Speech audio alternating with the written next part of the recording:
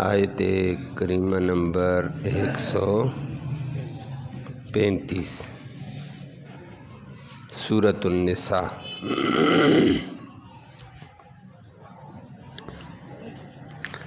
الحمدللہ عدد خلقہ ورضا نفسہ وزنۃ عرشہ ومداد کلماتہ، والصلاة والسلام علی صفوۃ رسلہ وخیر خلقہ محمد وآلہ وصحبہ۔ اما بعد فاعوذ باللہ من الشیطان الرجیم، بسم اللہ الرحمن الرحیم۔ یا ایہا الذین آمنوا کونوا قوامین بالقسط شہداء للہ ولو علی انفسکم او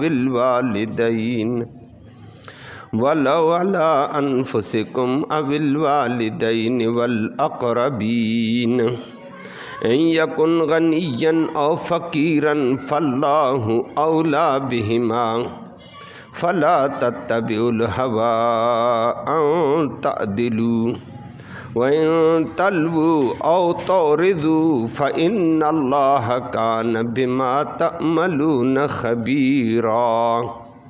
صدق اللہ العلی العظیم وبلغنا رسولہ النبی الامی الکریم۔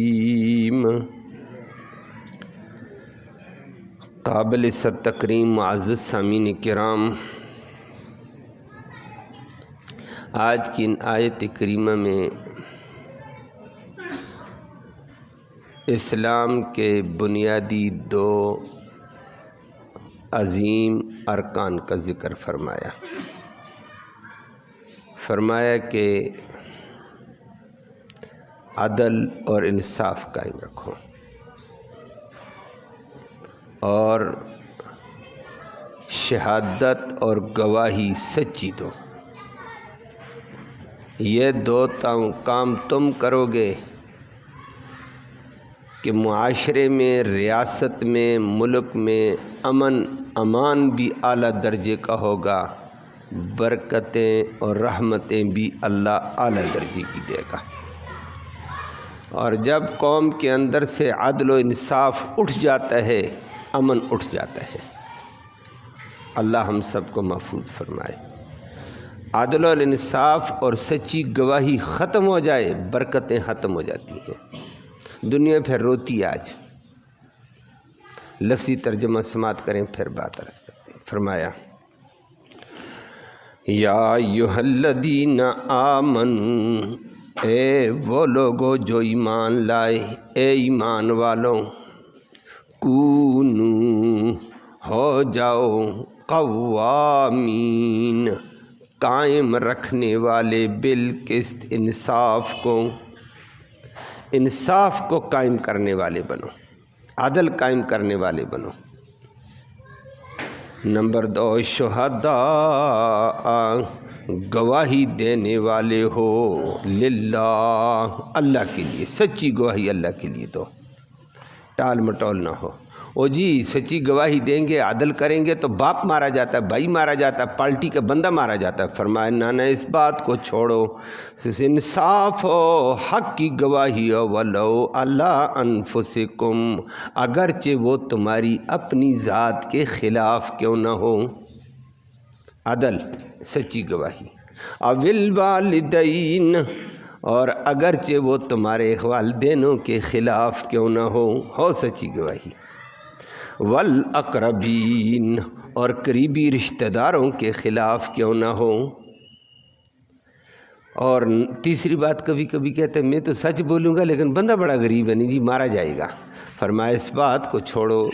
یا کہتا پارٹی بہت بڑی ہے، مجھے پیسے دے گی، میں اس لیے ادھر ادھر کر۔ فرمایا نہ، ان یکن غنیا، اگر وہ بندہ غنی اور مالدار ہے، او فقیرا، یا وہ غریب اور تنگ دست ہے، فاللہ، اللہ، اولا زیادہ حقدار ہے بہما ان دونوں بندوں کا، تم سے اللہ زیادہ رحم کرے گا، تم رحم نہ کرو غریبوں پر، تم حق کی گواہی دو، غریب کے خلاف ہے تو ہو دو، مالدار کے خلاف ہو تو ہونے دو۔ فلا تتبعوا مت اتباع کرو الہوا خواہشات کی، ان تعدلوا کہ تم عدل قائم کرو، عدل قائم کرنے میں خواہشات کی اتباع نہ کرنا، خواہشات چھوڑ عدل قائم کر۔ وَإِن تَلْوُوا اور اگر تم تلو زبان ٹیڑھی کر دو، حق بات نہ کرو، او تورزو یا حق بات سے اراضی کر دو، فإن اللہ بے شک اللہ رب العالمین کان ہے بما تعملون جو تم عمل کرتے ہو خبیرہ خبر رکھنے والا۔ اللہ ہم سب کو عمل کی توفیق نصیب فرمائے۔ سورۃ النساء تھی، بڑے حقوق کا ذکر کیا، یتیموں کے حقوق، عورتوں کے حقوق، عورتوں کے مہر، میراث کا ذکر، بے شمار انسانوں کے حقوق ذکر کرتے کرتے آخر میں آپ سماعت کر رہے تھے ازدواجی زندگی کو، میاں بیوی کے حالات ذکر ہو رہے تھے، میاں بیوی کی رنجشوں کا ازالہ ہو رہا تھا۔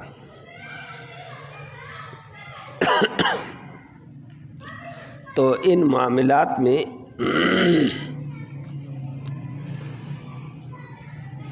ذکر کرتے ہوئے اللہ رب العالمین نے آخر میں حقوق ہیں مرد کے، عورت کے، ازدواجی زندگی کے، غریب کے، یتیم کے، بیوہ کے، مسکین کے، یا اس کے علاوہ معاشرتی زندگی کے، فرمایا دو چیزوں کو کبھی نہ چھوڑنا۔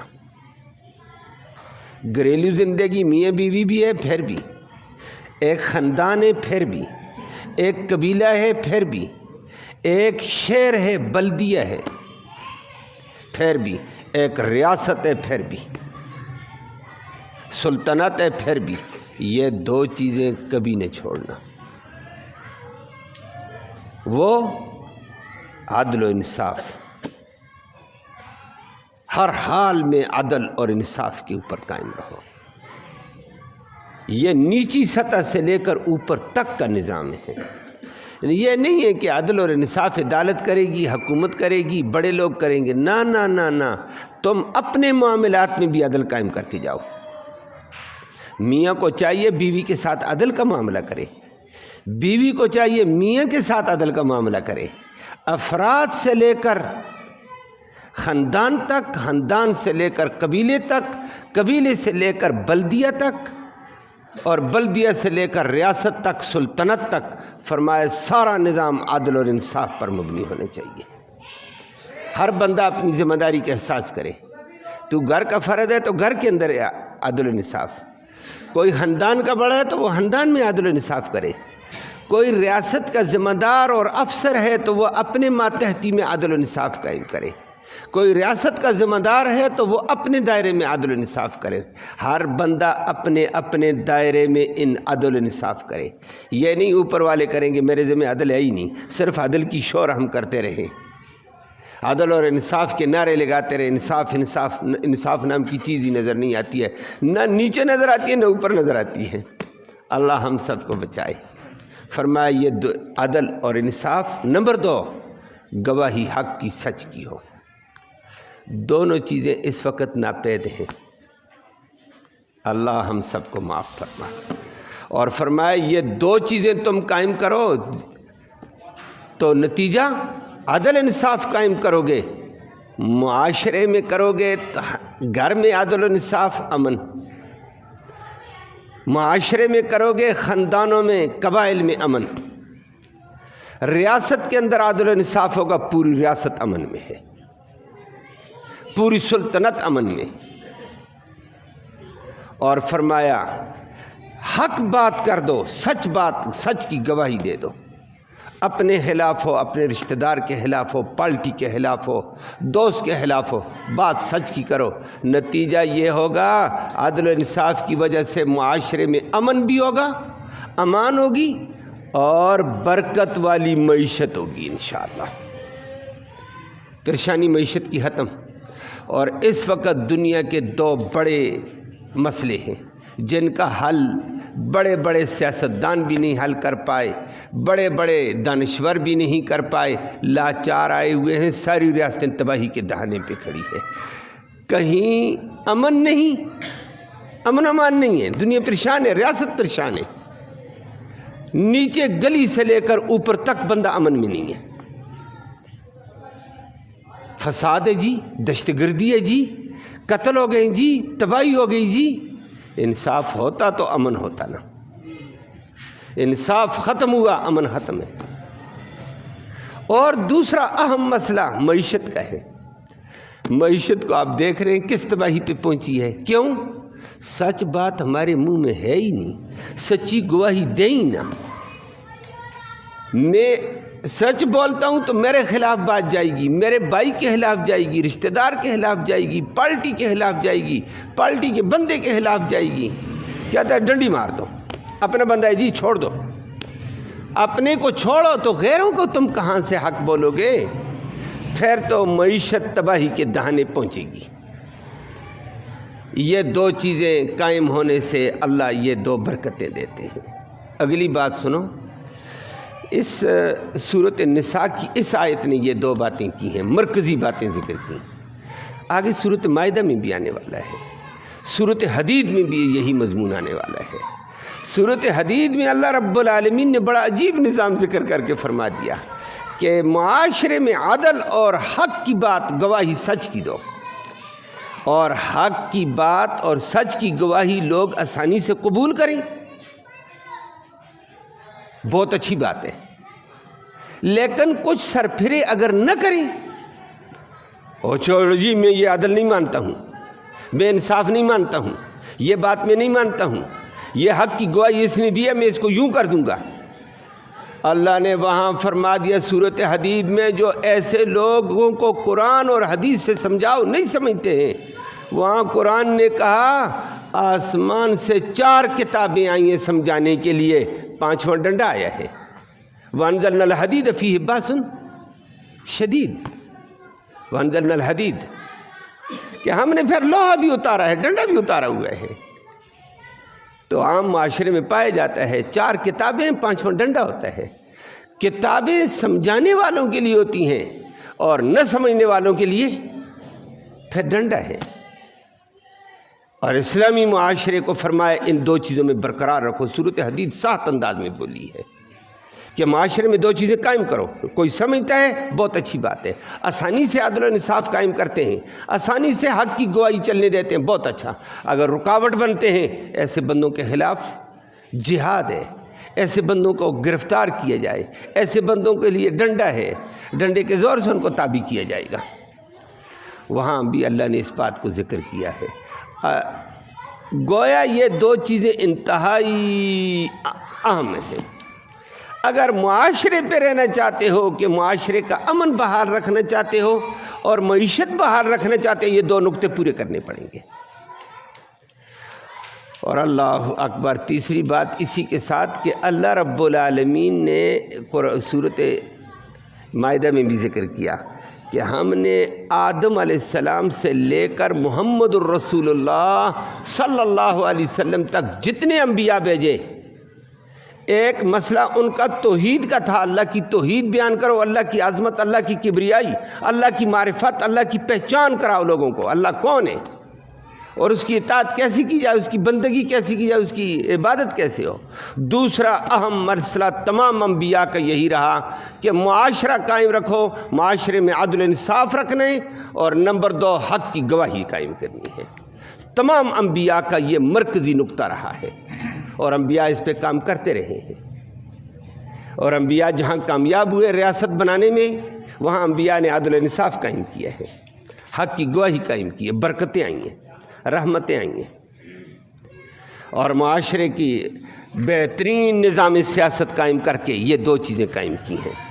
اسی لیے حدیث میں آتا ہے کانت انبیاء و بنی اسرائیل تسوسہم، انبیاء علیہ السلام بنی اسرائیل کے جتنے انبیاء تھے تمام سیاست کرتے تھے، ریاست چلاتے تھے انبیاء، لیکن بنیاد ریاست کی عدل و انصاف اور حق کی گواہی۔ باقی ریاست کے اندر ہر ایک کا مسلمان ہونا ضروری نہیں ہوتا ہے، ہر ایک کو مسلمان بنانے کے لیے دعوت و تبلیغ ہے۔ ریاست کے اندر ہر بندہ رہے گا، لیکن کافر بھی مسلمان بھی ہوگا عدل۔ اور تمام انبیاء علیہ الصلوۃ والسلام کا یہ مرکزی محور رہا ہے۔ اور ہمارے نبی کریم صلی اللہ علیہ وسلم آخر میں آئے اور ریاست مدینہ، ریاست اسلامی قائم کی ہے، اور یہ مرکزی چیز تھی۔ اپنے نبی نے اپنے دور میں یہی چیز چلائی رکھی، اور پیچھے خلفاء نے یہی چلائی رکھی، اور اللہ نے ایسی برکتیں دیں، ایسی برکتیں جن کی مثال آج بھی دنیا نہیں پیش کر سکتی ہے۔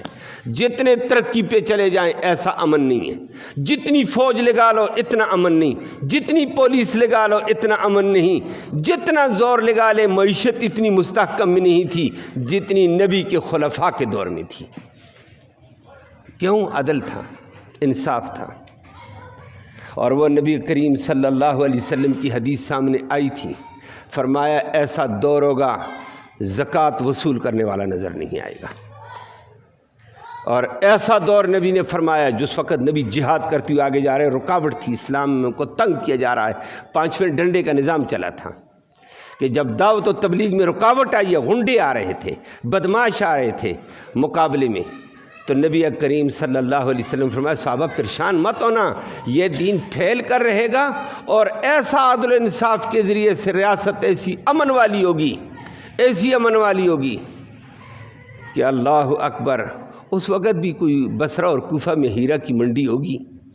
فرمایا ہیرا سے چلنے والی عورت زیورات میں لدی ہوئی آئے گی، آ کر مکہ میں حج کر کے جائے گی، اس کے زیورات کو دیکھنے والا، اس کی طرف میلی آنکھ سے دیکھنے والا کوئی نہیں ہوگا، ایسا پرامن دور ہوگا۔ اور اگر اس کا زیور گر جائے کوئی اٹھانے والا نہیں ہوگا۔ اور نبی نے یہ پیشن گوئی دی، فرمایا نظام یہی عدل کا ہوگا، حق کی گواہی۔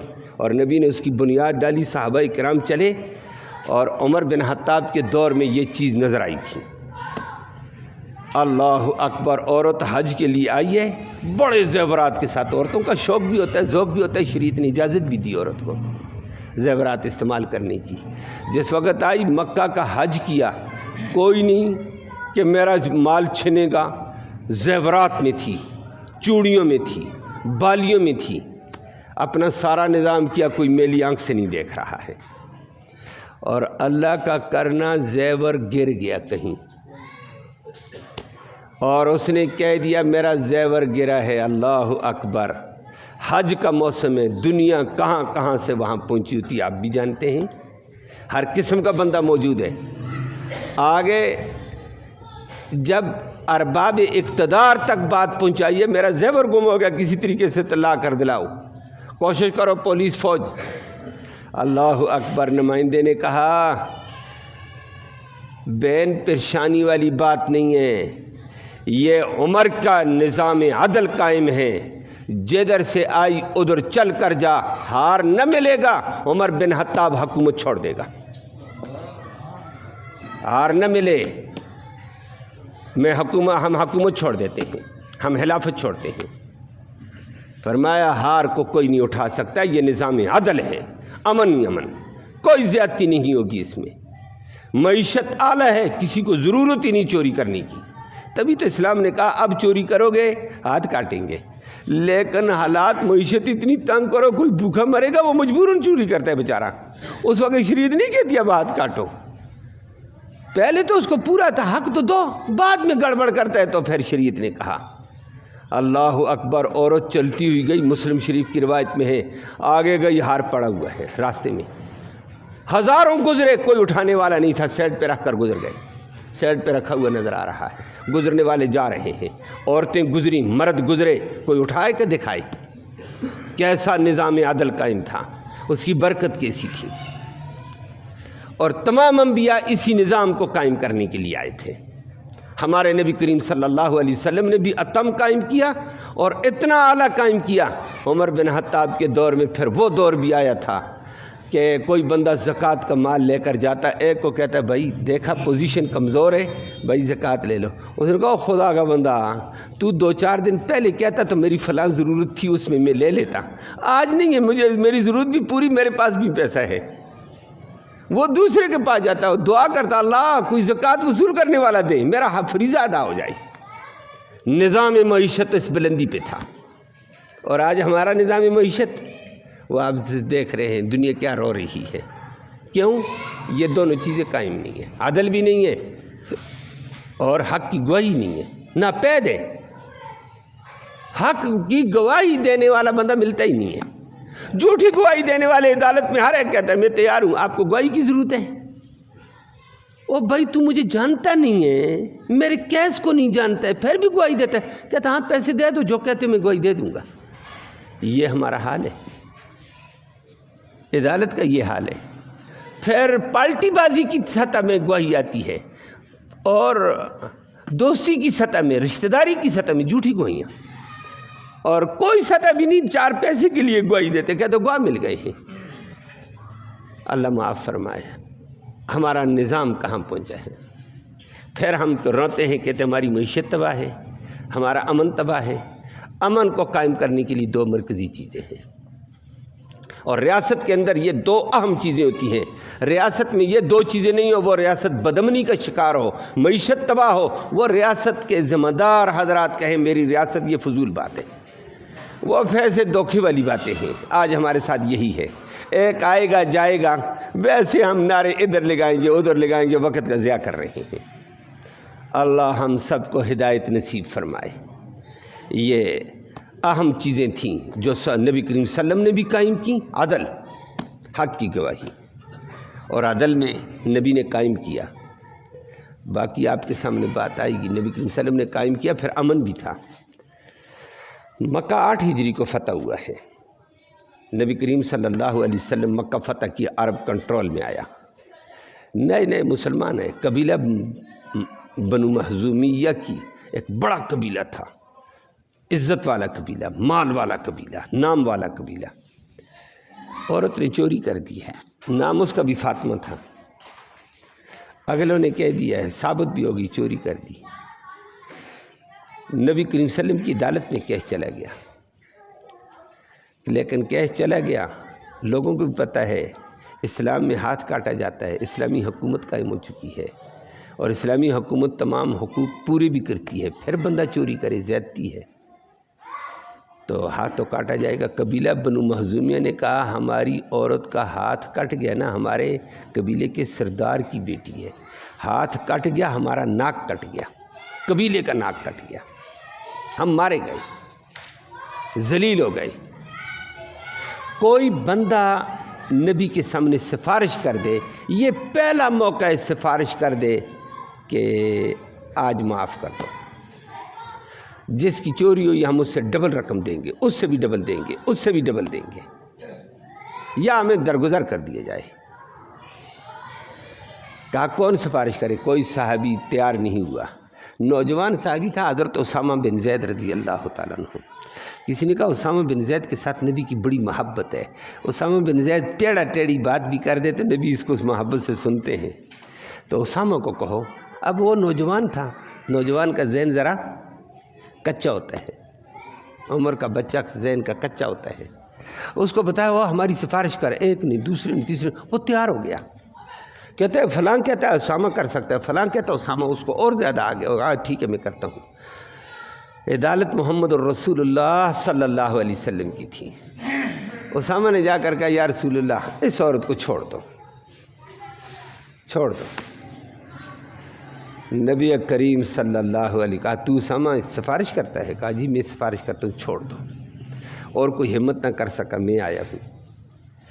نبی کریم صلی اللہ علیہ وسلم نے عام خطبہ دیتے ہوئے فرمایا، عمومی بات فرمائی، 1-2 کو نہیں، فرمایا ان ہذہ فاطمۃ بنی مخزومیہ، یہ فاطمہ بنو مخزومیہ ہیں، ولو سرقت فاطمۃ بنت محمد لقطعت یدہا، فاطمہ بنت محمد بھی عدالت میں آئے گی، عدل کا انصاف کا تقاضا پورا کر کے میں اس کا بھی ہاتھ کاٹوں گا۔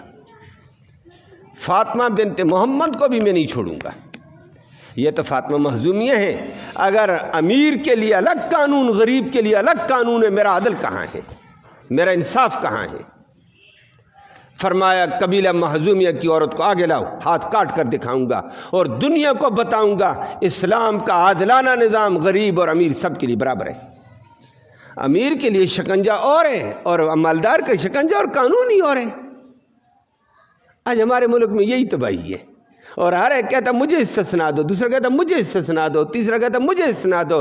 اچھا ساری تباہیاں تم کرو، تمہیں استثناء ہے؟ غریب بیچارہ معمولی بات کرے تو شکنجے میں کسا جائے، اس کو ذلیل کر دیا جائے، اس کے لیے عدالت حرکتوں میں آ جائے، ساری تباہی آ جائے۔ اللہ ہم سب کو ہدایت نصیب فرما۔ یہ عدل ہے، فرمایا عدل قائم کرو اور حق کی گواہی دو۔ اس بات کو چھوڑو کس کے خلاف گواہی جاری ہے، نقصان ہوگا۔ فرمایا نقصان ہوگا نہیں بلکہ فائدہ ہوگا، رب راضی ہو جائے گا، جگ راضی ہو جائے گا۔ جس کے خلاف تم آج گواہی نہیں دو گے، میرا باپ ہے، میرا بھائی ہے، چھوڑو میں گواہی نہیں دیتا ہوں، آج تو 2 دن کے لیے خوش ہو، کل وہی کسی اور بات میں تمہیں گالیاں دے گا۔ رب کی رضا کو لحاظ رکھو، رب راضی ہو گیا تو سارا جگ راضی ہے۔ آج ہمارے اندر یہ کمزوری ہے، اور آیت نے اس مرکزی ضابطے کو ذکر کیا کہ عدل انصاف اگر ہوگا تو پھر تو معاملہ اور ہوگا۔ آج ہمارے اندر یہ نہیں ہے۔ اللہ ہم سب کو عدل والی کیفیت نصیب فرمائے۔ باقی آیت پہ کل آپ سے اگلی بات کریں گے۔ اللہم صلی وسلم دائما ابدا علی حبیبک خیر الخلق کلہم۔ اللہم انا نسألک الہدی والہدی والعفاف والتقی والغنی۔ یا اللہ تو رحمت کے فیصلے فرما، کوتاہیوں کو معاف فرما، صغیرہ کبیرہ گناہوں کو معاف فرما، دونوں جہانوں کی سرفروی نصیب فرما۔ یا اللہ دونوں جہانوں کی سرفروی نصیب فرما۔ اپنی ذات سے بھی عدل، خاندان سے بھی عدل، گھر بار سے، رشتہ دار سے عدل قائم کرنے کی سب کو توفیق نصیب فرما۔ ارباب اقتدار کو بھی عدل قائم کرنے کی توفیق نصیب فرما۔ عدالت عالیہ کو بھی، عدالت عظمیٰ کو بھی یا اللہ عدل کی توفیق نصیب فرما۔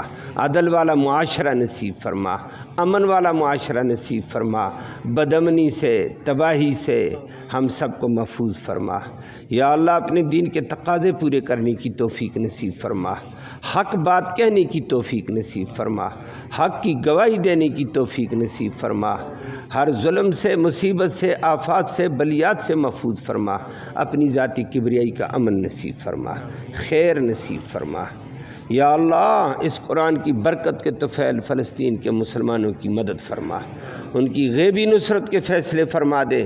ظالم جو بربریت اور ظلم اور فسطائیت کر رہے ہیں یا اللہ ظالموں کو اپنی گرفت میں گرفتار فرما دے۔ یا اللہ مجاہدین کی مدد فرما، غیبی مدد فرما، اسلام کو غلبہ اور قوت عطا فرما، یہود اور یہود کے پشت پناہوں کو ذلیل و خوار فرما دے۔ فلسطین کے بچوں کی، عورتوں کی، مردوں کی، سب کی حفاظت کے فیصلے فرما، اسلام کی سربلندی فرما۔ یا اللہ ان کی قربانیوں کو اسلام کے لیے ایک ذریعہ فلاح کے طور پر، آگے پھیلنے کے ذریعے کے طور پر قبول فرما دے۔ یا اللہ ہم سب کو، مسلمانوں کو حقیقی مسلمان بنا، ایک دوسرے کا ہمدرد بنا، ایک دوسرے کے ساتھ عدل و انصاف قائم کرنے والا بنا، مرتے وقت کلمہ ایمان نصیب فرما، آخرت میں اس قرآن کی نبی کریم صلی اللہ علیہ وسلم کی شفاعت نصیب فرما۔ صلی اللہ تعالی علی خیر خلقہ محمد و آلہ وسلم۔